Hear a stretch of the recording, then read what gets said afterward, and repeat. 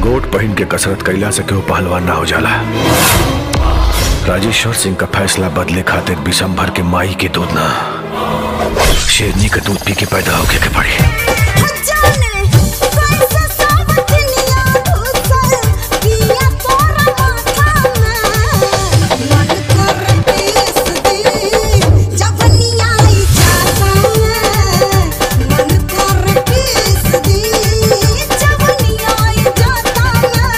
कीचड़ साफ ना कैले तब पहले तोर पसीना छोड़ाई, बाद में तोर पेशाब निकली।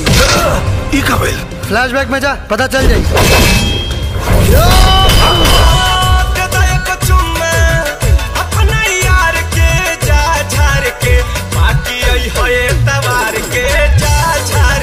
अपन भाई के मौत के एक एक हिसाब चुकाई राजा राजेश्वर से, कर बहन से और कर बहनों से। में आजा ए दिल जानी, प्यार में तोहरा पागल बानी, अरे तो हमके तू मन मानी, चढ़ल बहुत निशा।